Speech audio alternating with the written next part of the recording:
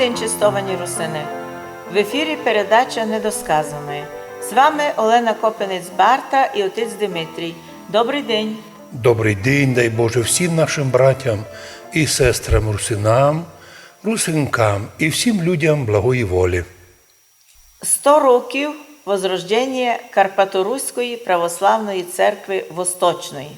100 років тому возрождена Карпаторуська православна церква Восточна. Про це говорили і ужгородські священники-дослідники. Які нові сторони того вопроса піднімалися ними за круглим столом? 100 років тому назад чудесно, благодатно була возрождена Карпаторуська православна церква Восточна Великим собором в Ізі, іменно собором от народа. І цей акт привів в движение всю русинську націю. Удивительно, но в кожному селі узнали, що можна бути православним. У кожному селі знали, що можете тепер вернути в православ'я і не буде за то чоловік штрафований, або наказаний, або репресований. Многі з уніатів, коли наводять статистику, скільки було православних і греко-католиків на начало ХХ віка, і кажуть, видите, було 1, 2, 3, 5, 10, 20. Но не хочуть правду сказати, що така була репресія проти православних од унії, що люди масово боялися вспоминати про православ'я. І тільки туди, коли вже почувствували, що в Ізі состоявся Великий собор, котрий возродив, плюс вернулися з Америки русини, котрі прийшли вже православними, там прийняли крещення, то іменно православ'я американське зіграло важливу, може бути, найбільшу роль у возрожденні православ'я на Подкарпатській Русі. Цей момент також многі із уніатів скривають, бо їм би треба направити остріє людей на те, що от з Москви прийшло, і от комуністи привезли, українські комуністи на танках привезли православ'я. Православ'я прийшло до нас, увы, не з Москви і не з Волгограда, а прийшло із Греції через святих Кирила і Мефодія. І про це проповідники православ'я об'ясняли народові. І коли народ почувствував маленьку можливість демократичну, пройшли унікальні движення. В кожному селі образувалися ячейки православні і готовилися возвращатися в православ'я, бо к тому уже ця гота рабства або кріпачества уніатів, уніатських священників превзойшла всі допустимі міри. Люди желали вирватися із того кріпацтва. Православ'я в Ужгороді нігде не переставало существувати, но обставалося офіційно в меншості, а у часи гонення входило у подполье. Яка історія православ'я, що зв'язана із православним греческим храмом? Треба мати у виду, що за всі часи гонення на православ'я Ужгородська земля найбільше потерпіла від уніатів. Другети, що прийняли католичество перед 30-літньою війною, усіма силами старалися повністю уничтожити православ'я, уничтожити і навіть згадку про православ'я на території своїх владінь. В Ужгороді також така картина в Березному, така картина в Гуменному. Ведь вводя унію в Ужгороді, вони сюди привезли підчинених собі священиків з Гуменного і з других чужих міст, бо туй подобних кадрів вони не находили. А може зазвідати, де були місні православні священики Ужгородщини із десятка сел? Чому а не один священник із теперішнього району Ужгорода не прийняв унію? Унія називається Ужгородська, а не ні одної інформації не є про те, що, можливо, хтось із хоча б один із місних ужгородських священників міг прийняти унію. Думаємо, що це теж показательний факт. І з якої сторони, предполагай, все одно виходить, або не один із місних православних священників не согласився прийняти унію, або, другий варіант, усі священники були завезені сюди із теперішньої Словакії. Другий варіант, на кінець 30-літньої війни між габсбурзькими католиками і всі іншими християнами Європи, священники Ужгородщини, оскільки воювали уєдно із своїм народом проти католицької експансії, зато і були покарані. І так як словацькі реформатські священики були продані в рабство на галери в Венецію, навірно, і русинські священники, многі були продані, многі відступили на Мукачівщину і на Горній Мараморош. Вот почему прийшлося чужих сюди вести. Є дуже важна тема за русинські фамілії. Яка статистика нижніх русинських фамілій, котра вказує на котру правду за ту ситуацію? Інтересна тема про русинські фамілії у тому плані, що в тих містах, де чужих не було, по фамілії русин мало упоминаються. Тобто, де жили компактно русини, не потрібно було називатися у фамілії русин. Но от там, де лізли чужі, там появляються в защиту люди з фамілією русин. Коти, я русин. І от удивительно пройшли стільки много років, вже рахуйте, маємо 1150 років історії православ'я в Закарпатті, но і нині на Свалявщині 980 фамілій русин. На Мукачівщині 755 фамілій русин. Лічно у Мукачеві 380, в Олевецькому районі 230. Саме менше фамілій знаходимо на Перечинщині і на Хущині, де всі були русинами і потребності писатися не було. У Закарпатті має розпространена фамілія, представте собі, навіть не русин, а Попович. А вторая за ним Волошин.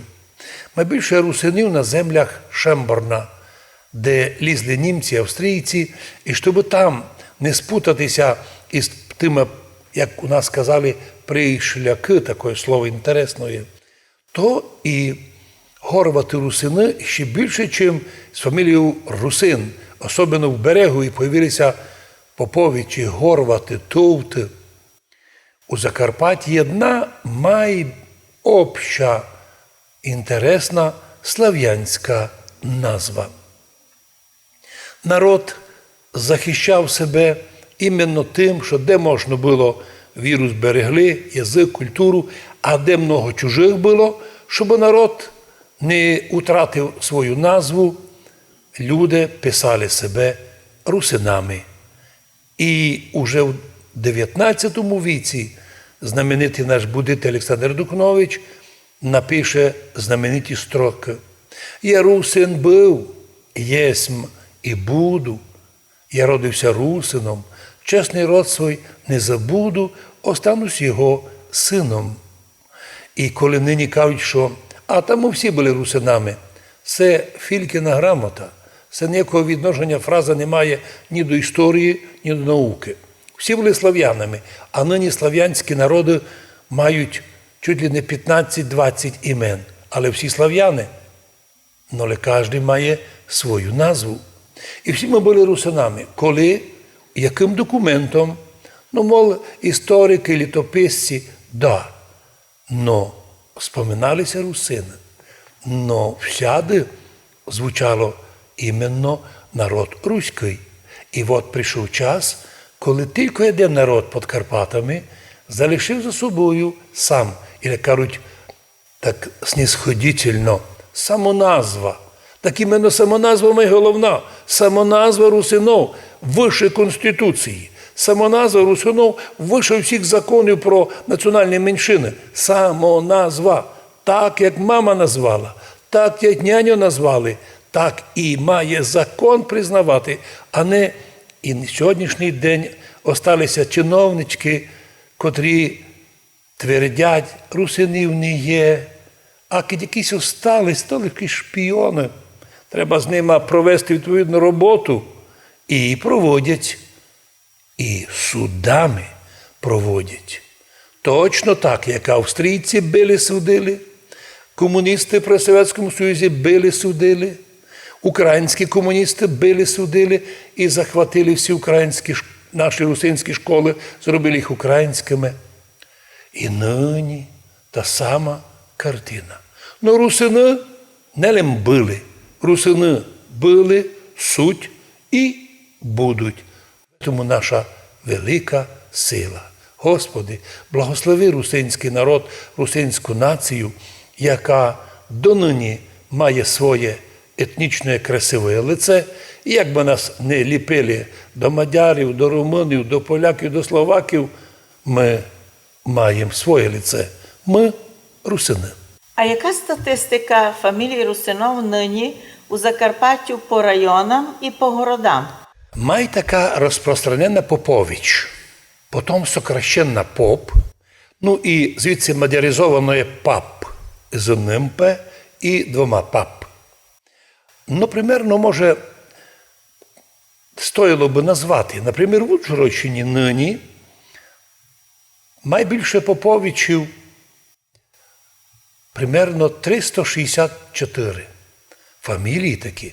На Перечинщині 107, на Березнянщині 115, у Берегівському районі, чуєте, 608, в Мукачівському районі 1033 Поповичі, Свалявський район 400, Іршавський 1567 Поповичів.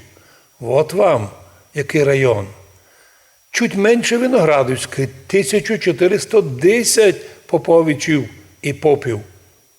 Хуський район перемахнув усіх 1746 Поповичів і попів.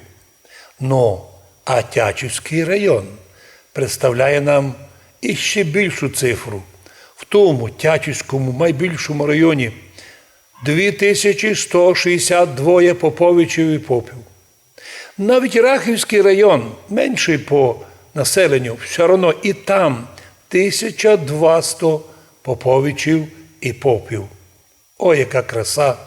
Це були по районам, а тепер маємо статистику і по городам. Так, і нині Поповичів в Ужгороді 510, у Мукачеві 447, в Берегові 146, у Хусті 350. А от інтересно, що ще бувають такі мадяризовані фамілії, але ми за них менше говоримо, але їх оказалося інтересно. Пап 72 в Ужгороді, 69 в Мукачеві, в Берегові 21, Хуст 62 і так далі. Одним словом скажемо, унікальність русинського народу в тому, що для того, щоб сохранити себе як народ серед народів, або движення народів, движення або передвиження народів, вони писали себе у тих містах, де приходило много чужих людей русинами, ну а там, де не було опасності, що їх хтось забуде, що вони русини, більшість було поповичів, поп, пап і другое. Господи, благослови сість народ русинський, котрий, так як колись у древньоєврейському народі держалися старих імен і старих фамілій. Це можна думати, що фамілія Попович – древніший релікт русинських православних фамілій від імені православних священників попів. Можна думати, статистика дійсно вказує, що між уніатськими священниками мало було по фамілії Попович. Були, ну парочку, що може вказувати на те, що фамілія Попович – релікт дійсно православного періоду у русинському народі, колись наші русини не ганьбили цього імені. А от пани привілебні уніяцькі вже могли ганьбитися таких фамілій перед лицем мадяризації, і коти були скоріше прозвищем від професії священника. Вони ся могли тим ганьбити, зато вони міняли свої фамілії або так презрительно пап. З времен уніяцького єпископа Андрія Бачинського, ставши уніяцьким, священники получали дворянство, а православні ставалися кріпосними. То єсть уже ето заставляло пана привілебного уніяцького не називатися Попович або поп. В Марамориші, де унія продержалася фактично лем коло 100 років, у 10 разів більше поповичів, чим на Ужгородщині. Чому? Між священниками уніяцькими превалірувала любов до мадярських фамілій. Ну, а Попович рахувалося щось простое. Навіть між 100 репресованими уніяцькими священниками поза 46-го года лише один був Попович. Удивительно. Як напомню, що із уніяцьких священників, які після війни були репресовані, примерно третя частина підпала під репресії, одна частина пішла на гражданську роботу, їх ніхто не судив і не бив. Одна частина, третинка, пішла, прийняла православ'я, але продовжали свого папу римського поминати на проскомідіях, про то ми бачили. І так значить, не всіх священників уніяцьких репресували. Лем, от 100 з лишнім священників, котрі, многі з них, більшість повернулися, деякі, звісно, пострадали, але це був удивительний жест безбожної комуністичної власти, котра, можна думати, і насильственно заганяла уніяцьких священників у православ'я, щоб навредити православним. Тому що як туди, так і донині ми, православні, заявляємо. Нам не треба насильственних православних. Хто хоче бути сам православним, най вибирає то, бо Бог определяє, хто по любві, ну а хто на силу. Ведь і уніяти рахували всіх людей русинов уніятами, коли загнали їх пендриком на силу в унію. А коли хотілися православні хтось або маленька частинка вернути в православ'я, так считали їх просто ізменниками Родини. Це вже було сподсудне діло. І так, русини найбільше поповичі, бо не є в світі більше народа із слав'янських народів, щоб такий великий процент людей служили священниками, як ото є у подкарпатських русинов.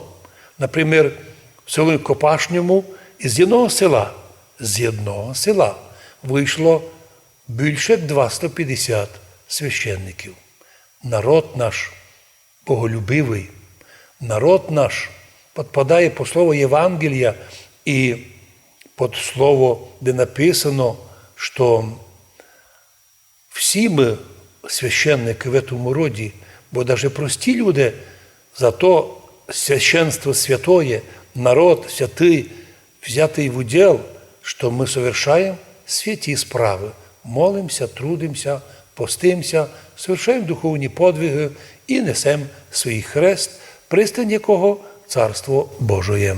У часи крещення київських полян предки русинов з прозвищами Попович, Угрин попали в Київ скорше при крещенні полян, а позже і повершали колонізацію Київщини.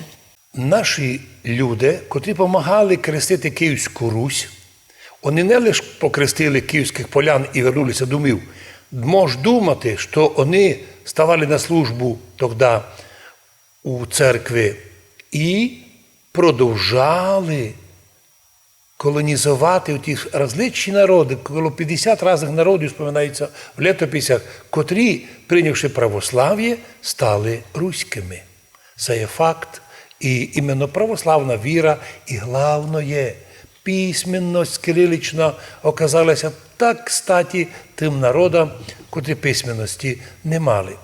І тепер дивимося по нашій незалежній Україні, по Білорусії, по Великій Росії.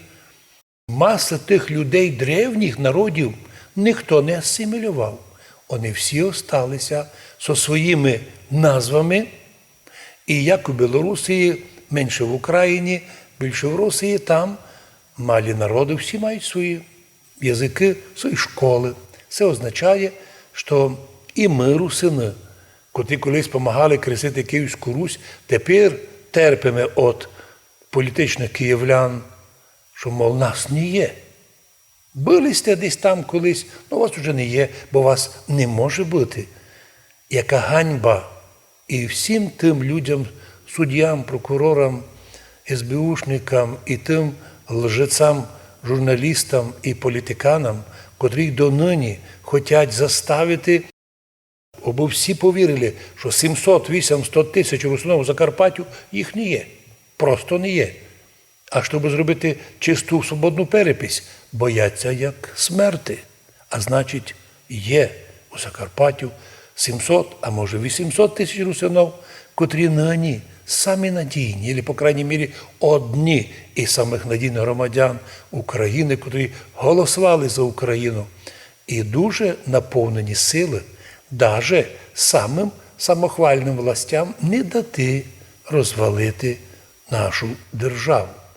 Зато самі високопосадовці смертельно глядають всіх ворогів, щоб вказати, що це не патріоти, єдинственні, а всі, котрі не з ними, або вороги, або потенційні вороги.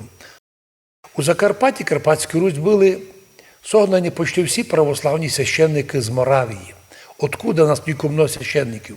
Спомнім, після смерті у 885 році у Моравії святого Мефодія, то німецькі і латинські єпископи з воїнів під корінь усього виривали посаженою Кирилом Мефодієм і згнали православних священників. В тому числі була ізгнана з-під Праги, замітьте, із-під Праги, тепер 60 кілометрів від Праги, знаменита така була обитель Сазавська, де був Прокопій Сазавський, хоча в його історії написано, що він з чеського села, і все то говорить, що він обладав іменно славяно-руським язиком, православну віру.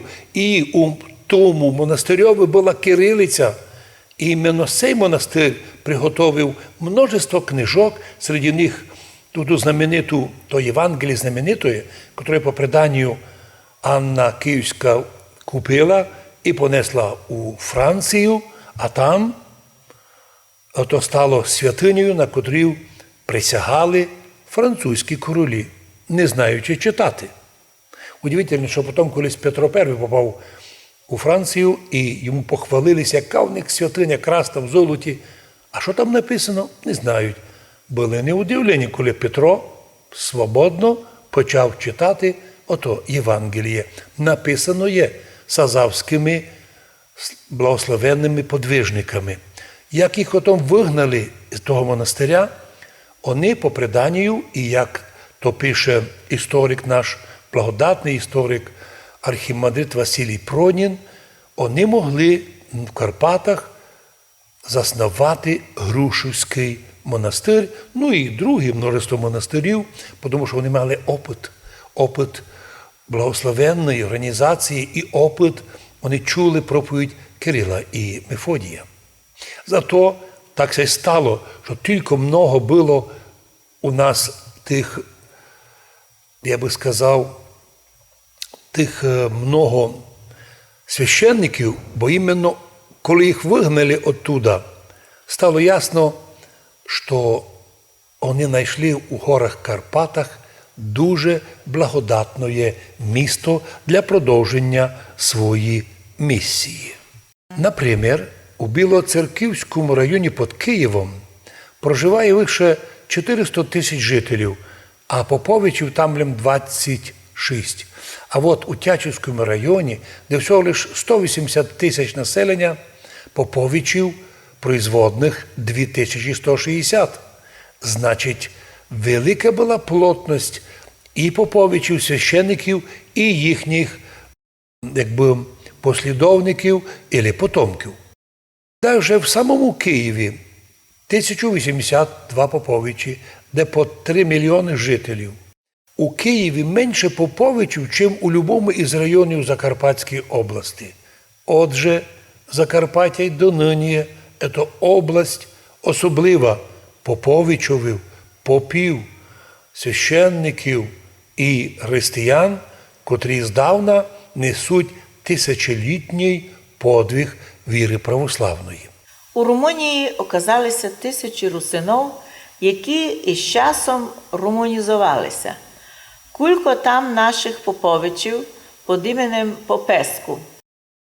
Самі розпространені в Румунії также, на удивление, фамилии Поп, Попеску, и там еще по-румынски Попа. Между якими множество і русинов. Ведь на 12-му місці в Румунії ще фамілія є Руссу, тобто русинин. І так, там множество людей, а потім і румуни також стали тим народом, у котрих много священників, пропорційно дуже високий процент. Ведь в Мадярщині мадяризувалися, возможно, і мільйони русинов під різними такими чисто русинськими фаміліями, но май розпространена фамілія на общее число жителів у Мадярщині Ноть, великий. Друга Ковач, Ковач, кузнець, коваль. Третя Товт, то есть наша. Сабов, то портний, швець. Горват, там повно русинів, котрі пишуться горвати. Варга, це сапожник. Фамілія Кіш, Молнар, Мельник. Неймет, німець. Форкош, то вовк, Балох, то лівша. На 12-му місці Пап. І Фекете, Олах, тобто Волох, Лакатош, Лашкар, Боддар, що бочки робить, Богдан, Богом дарований. Є ще там і Ороси, тобто прямий, руський, русин. Тож в Словакії знаходимо повно хорватів. Не лим фамілія в них хорват, хоча вони словаки рахують по національності, але їх фамілії указують общее славянське основання. І Ковачі, і Варги, Гарі, Балаші, Саба, Молнари, Балоги. Но даже і в Україні вспоминались ми не так много попів, но і в Білорусі попи, в Великій Росії теж поп. А це означає, що в нас у Святої Русі, як Карпатської Русі, так і всієї остальної Русі, в тому числі і Київської Руси, все-таки в основанні були ті, котрі поповичі були вождями народів своїх, і от Кирила і Мефодія сукотили віру православну.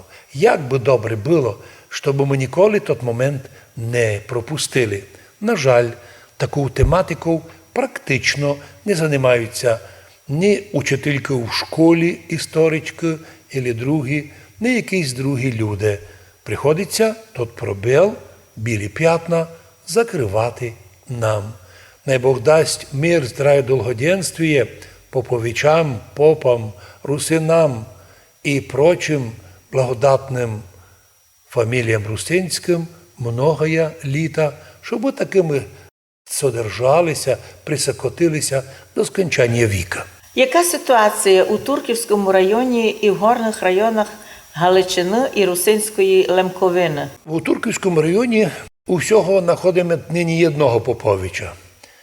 Думаємо, із загонення депортації в часи Австрії, коли в австрійські концлагеря смерті Делергоф і Терезін туди пакували десятки тисяч людей, в основному то священників, поповичів, русинів.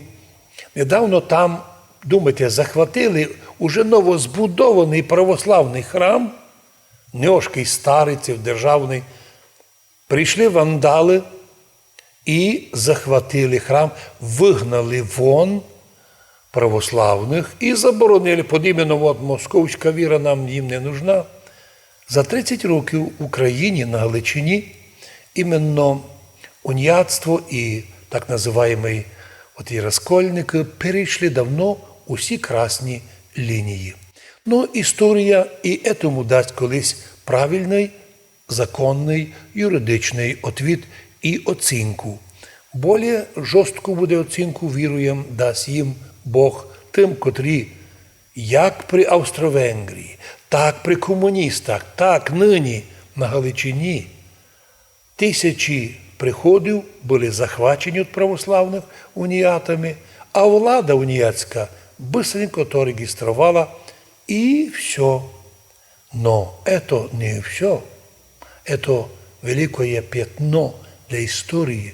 І там, де ця така релігійна війна була організована чиновниками, ніколи повноцінного мира між людьми уже не буде.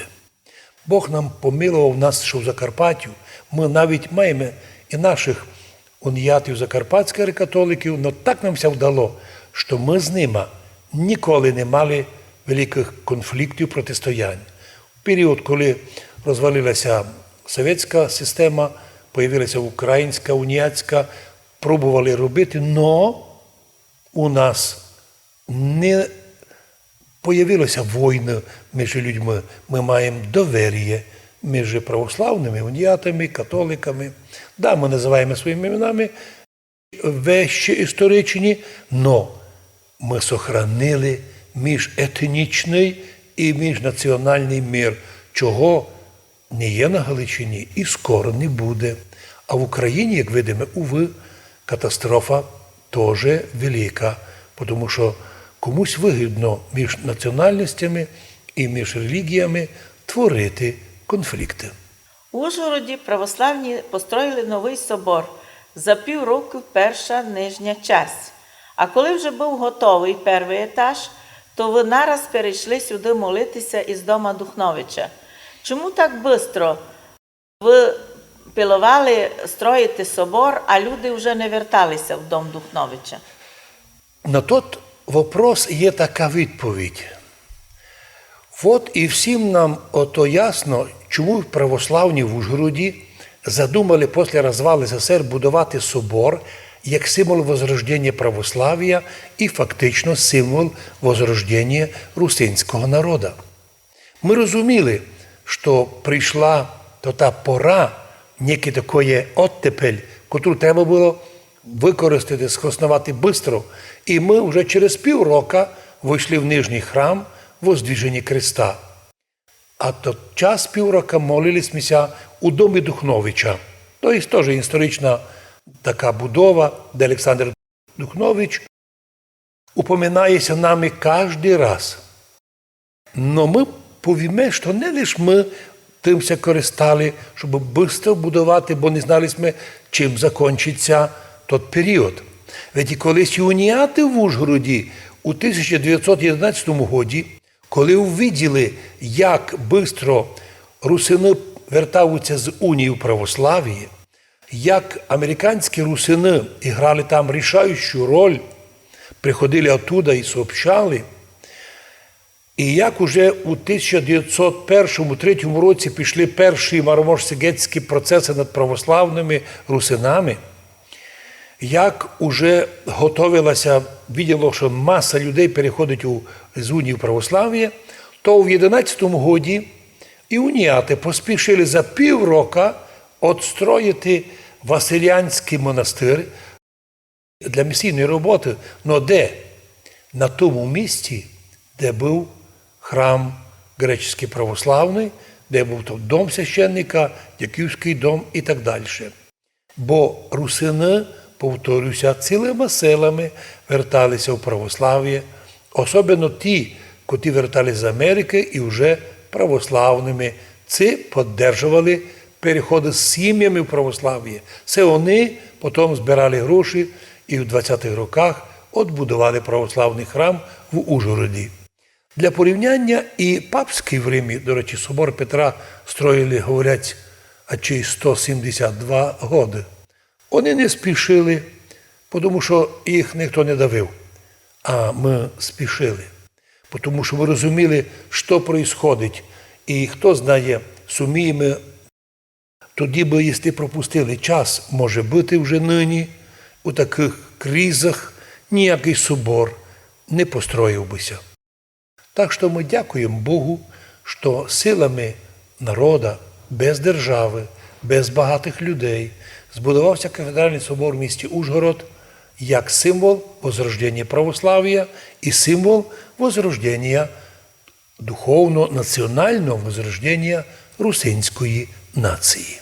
Яка ваша думка за то, як се сформувала фамілія прозвище Угрин? Ми можемо думати, як се сформувала така фамілія, бо нам дуже важливо знати, хто були Мойсей Угрин, Георгій Угрин і Єфрем Угрин. Троє братів, які, можливо, прийшли одною з жен князя Владимира, як придворні, і коли Владимир увидів їх розвитость і знання писемності, то предназначив їм бути воспитателями любимих своїх синів Бориса і Глеба.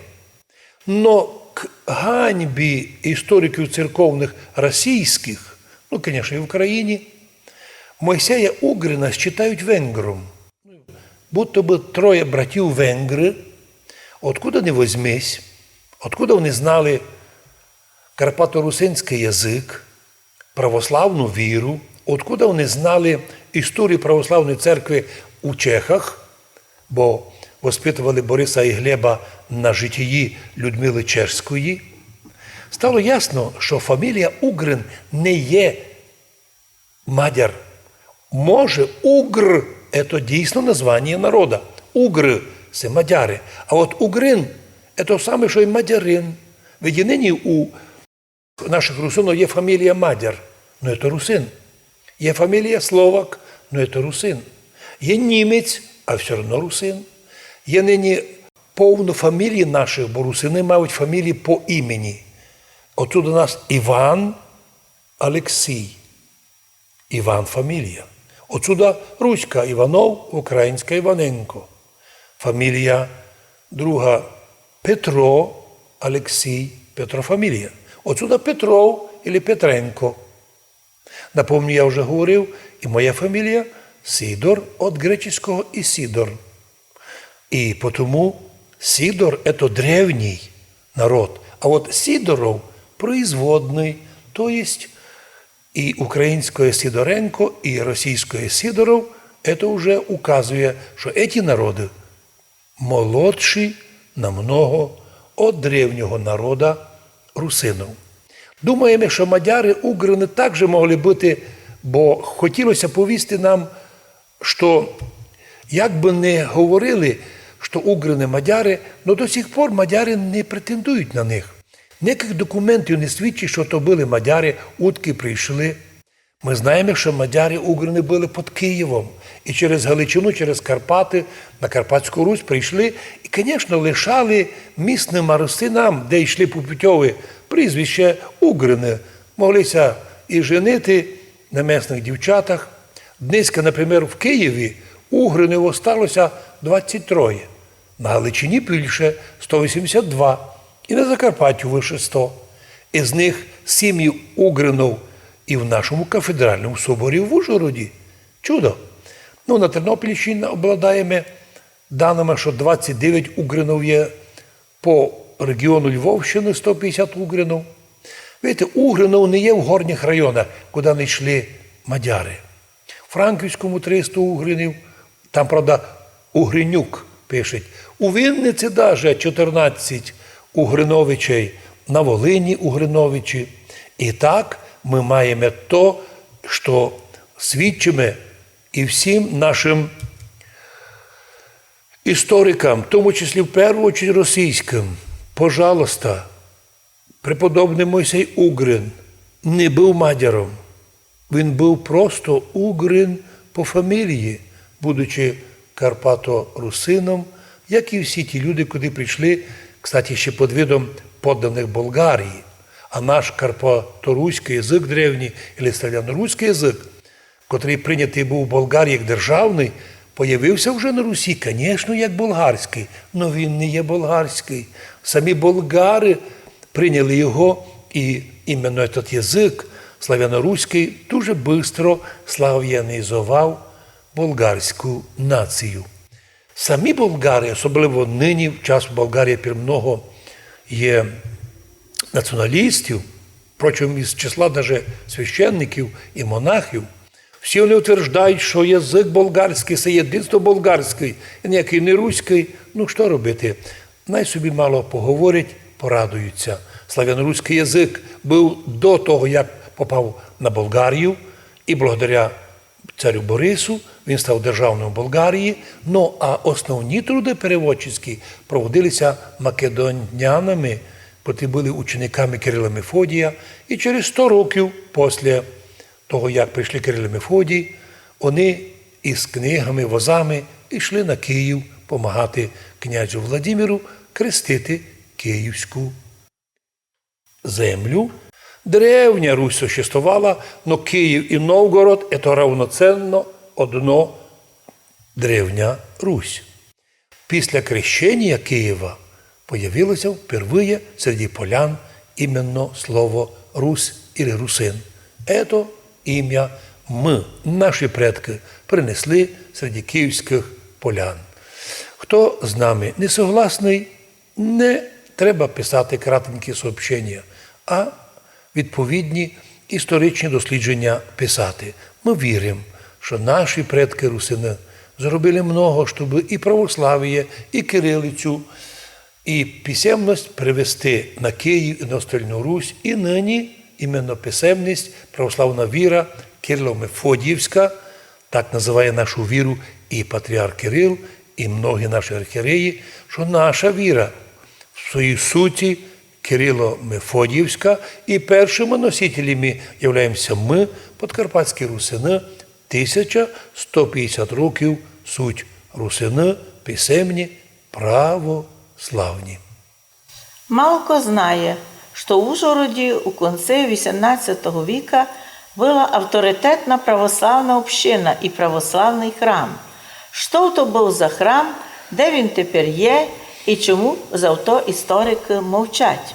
Історики при Австро-Венгрії, при большевиках СССР, при нинішній Україні дуже похожі. Знаєте чим? Обладають перепужені самоцензурою. Тобто вони ніколи не напишуть повну правду.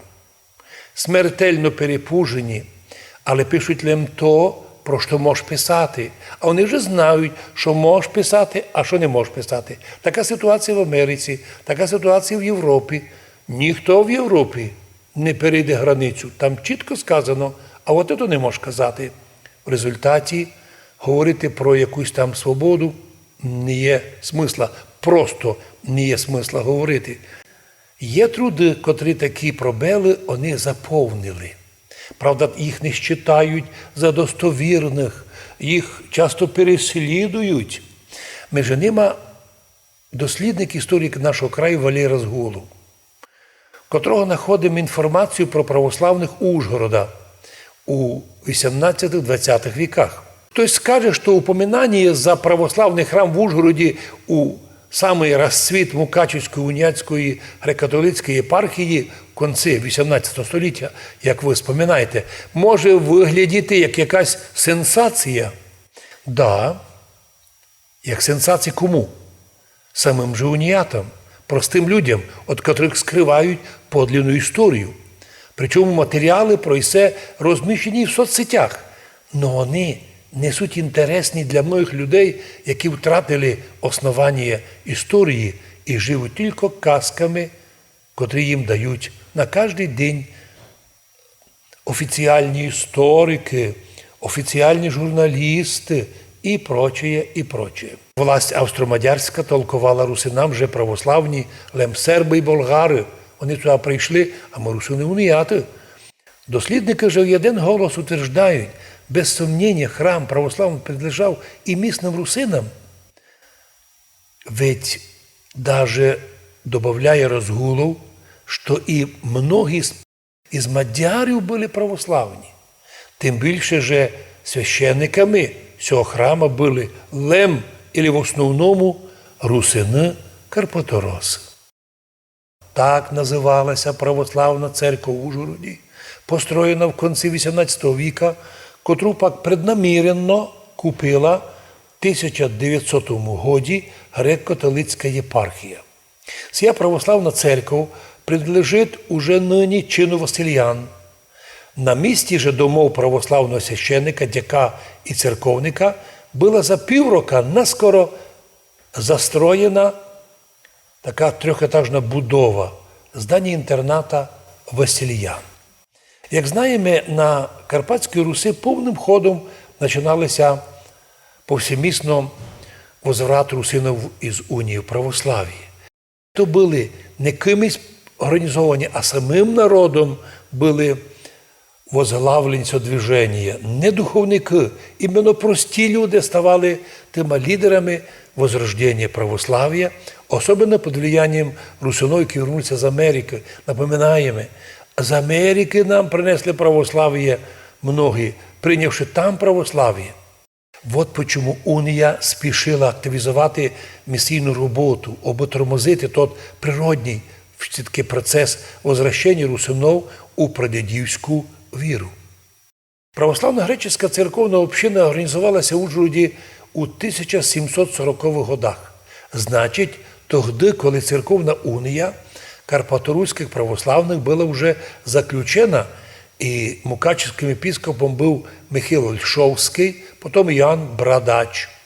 І канонізацією греко-католицької єпархії була якби усилена тоді уже при єпіскопі Андрію Бачинському унія у нашому краю, котрий правив у началі вже 19 віка.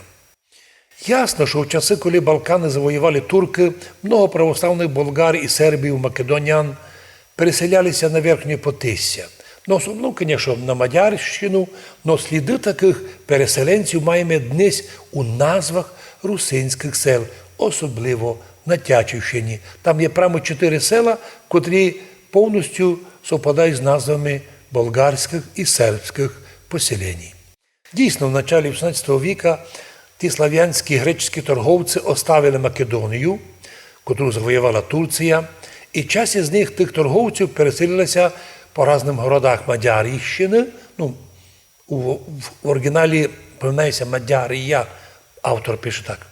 І не на юзі, но й на сівері так появилися ці православні колоністи в Мішкальці, Токаї, а потім і в Ужгороді. В Ужгороді отличалися вони як опитні, хороші торговці, особливо шерстю. Ведь ужгородська жупа, особливо її руські частували і часто отличалися тоді розвитим овцеводством. Це у нас тепер вівця – це рідкий случай, і лише багатий має вівцю. В часи древні русини обладали великим і розвитим овцеводством. Інтересно, у якому статусі, яким правом пользувалася православна церква у Мадярщині у ті часи? Цей вопрос важний в тому плані, що уніяти до днеска заявляють своїм адептам про те, що в Закарпаттю ніде не було православних. Їх привезли після 1945 року українські комуністи на українських совєтських танках 4-го Українського фронту. Ну і в той час, коли радянська Україна звершила ганебний акт анексії комуністами Республіки Подкарпатська Русь. Но ведь і в Мадярщині тоді, у ті часи древні, право на существування православної церкви було. Воно узаконилося законом числом 27 от 1790 і 91 годів. То єсть, як могли привести православ'я комуністи у 18 віці, коли їх взагалі туди ще й не було. А коли уніяти силу зазнали і заганяли більших русинов в унію, то коли прийшли в Ужгород і на Подкарпатську Русь православні колоністи із Балкан або з Європи, то тут і в Ужгороді вони зустрілися не так легко, а з супротивом римокатоликів і навіть місних грек-католиків. Споминається, маємо один документ, у котрому мукачівський єпіскоп Іоанн Брадач обратився к королевському намесничеству в Будені, Будапешті, з прошенням, цитую, об'язати не лимуніятів, но й православних колоністів платити уніятському ієрарху церковну дань, податки, так як помещикові чи баринові.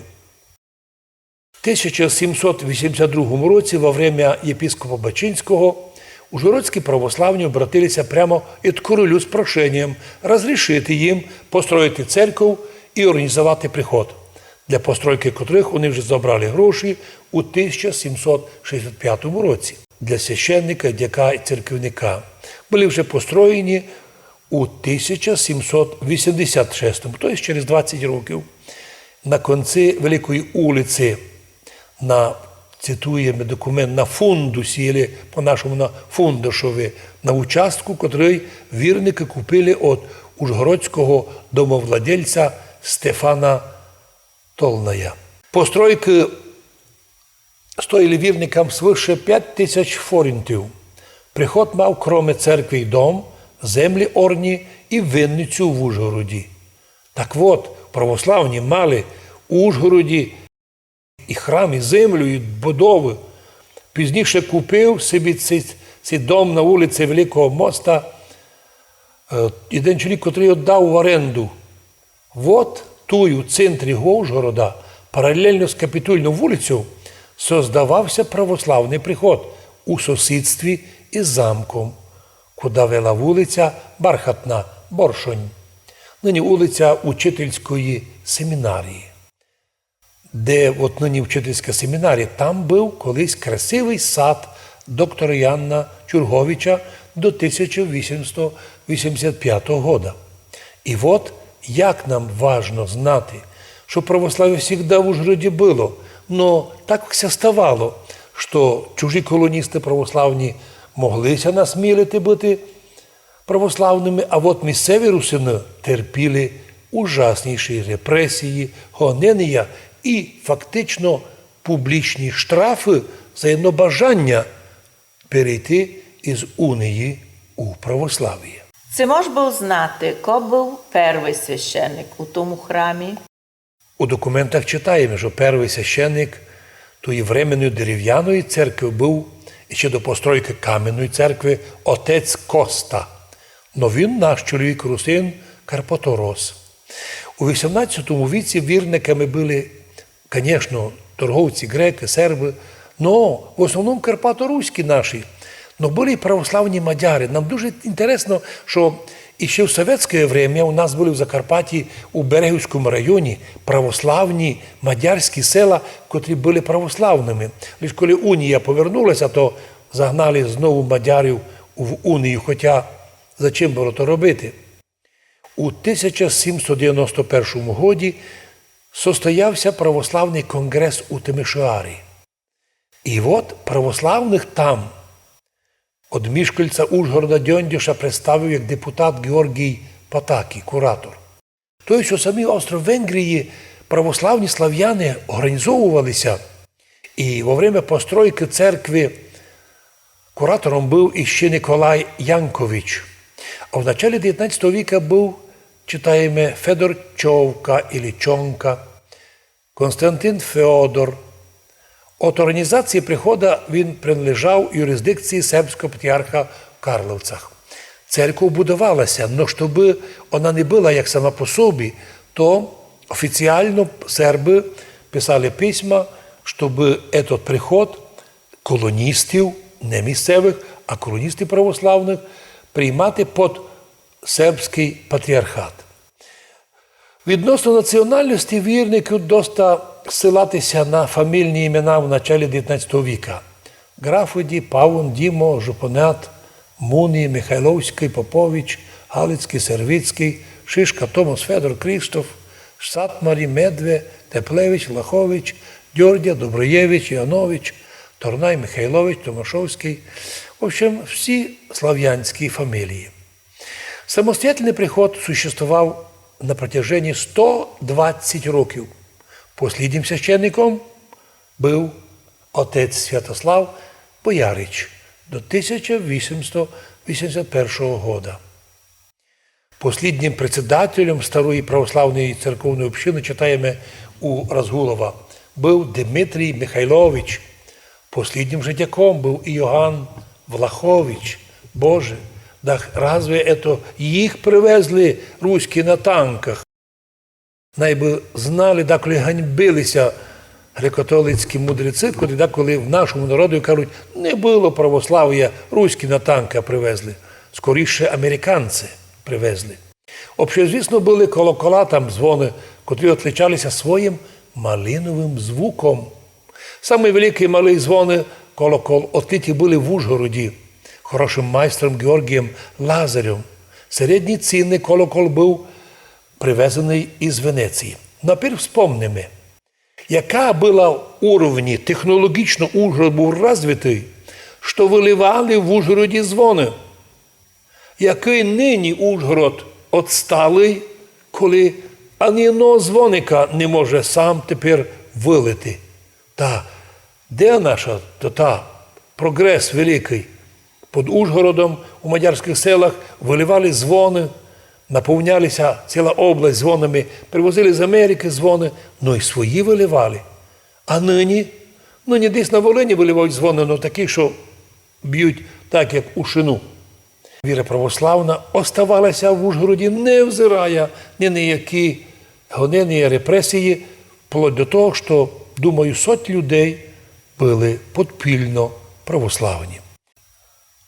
То здання купила Унецька єпархія, стало ясно, що вони почали робити все, щоб лише остановити активне движення народа Закарпаття, Подкарпатської Руси, мощне движення, поддержку святого православ'я, яке зародилося, напоминаємо, найбільш якби зривним на Хущині коло 1903 року, в один із воскресних днів, заспівали русини в храмі символ віри, ісключивши з нього 8-й член слова і от сина Філіокви.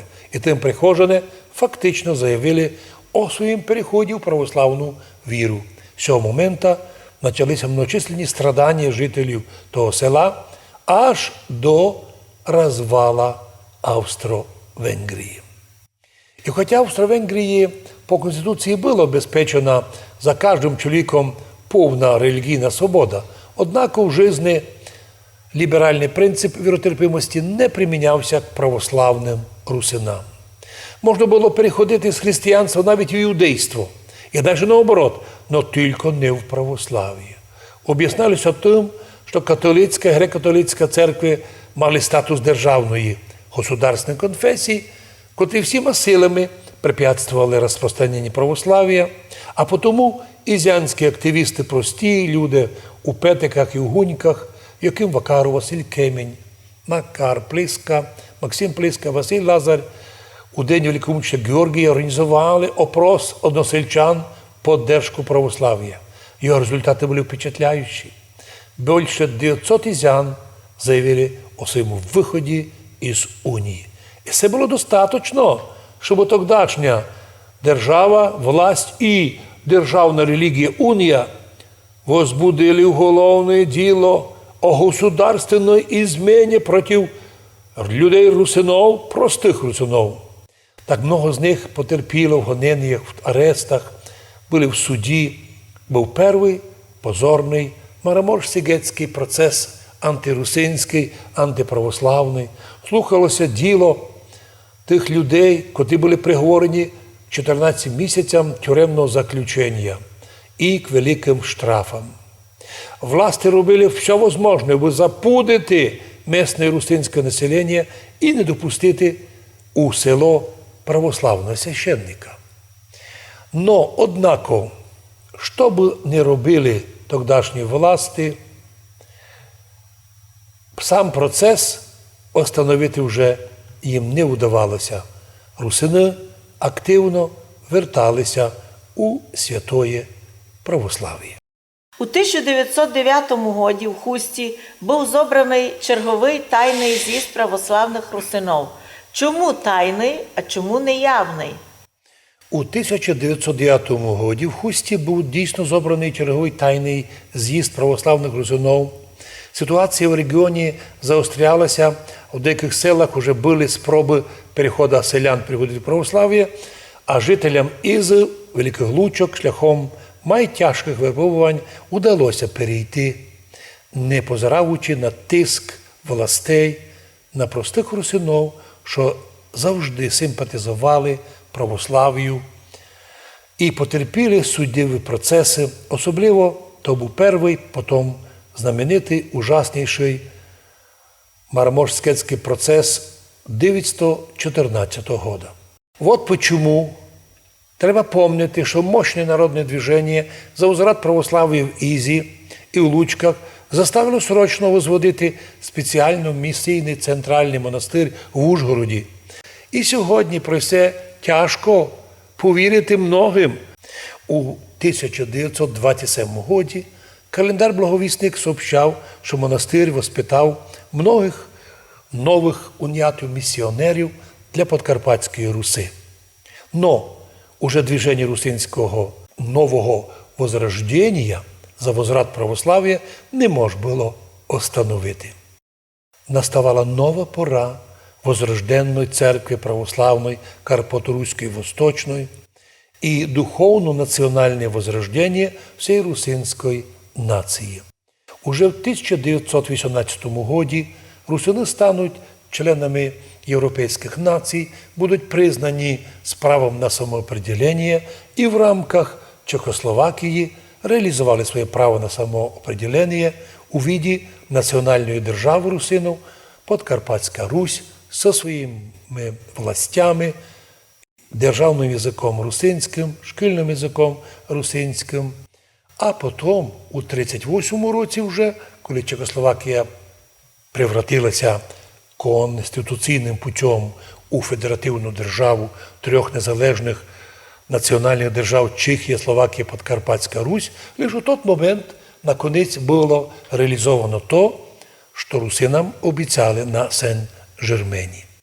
Ми будемо говорити в других передачах про те, що коли на апогеї русинської державності або державотворення появилися німці і галицькі січовики, які організували Карпатську Січ і попиталися уже 14 марта 1939 року захватити державну владу на Подкарпатській Русі. Ну, їм то не вдалося, вони були всі арестовані. Але почалася війна, Друга світова війна, після котрої Совєтський Союз в лиці Сталіна, як победителі, перекроїли європейські границі.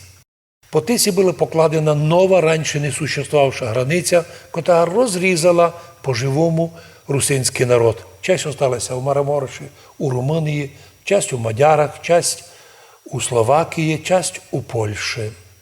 Однако, якщо Бог поміг нам, щоб заробили європейські закони, то самі границі не мішали б нашому народові общатися, трудитися, возрождати свою школу і літературу, общатися і берегти все національне. Віримо, що так і буде. Но головне, що в Ужгороді за те, що ніколи не переставало бути православ'я, ми віримо по молитвам тих православних, по молитвам православних колоністів, сербів, і болгар, і других, в час, коли Совєтський Союз розпався, нам Божа Мати помогла воздвигнути величний собор в Ужгороді як символ возрождення православ'я, возрождення Карпаторуської православної церкви Восточної і символ національно-духовного возрождення русинської нації. На цьому наша передача окончена. Будьте здорові! Будьте здорові і з Богом Святим. Желаємо вам добре знати нашу справедливу, правдиву карпато-русинську історію, а також пам'ятати, що тільки добра віра православна нас рушено держить у тому дусі, щоб оберігати міжнаціональне і міжрелігійне такое віротерпимое отношення і бути на західних регіонах держави, берегти єдинство держави, ну а з нею, як ясно, берегти і єдинство канонічної православної української церкви, де предстоятель блаженніший митрополіт Онуфрій. І з Богом святим!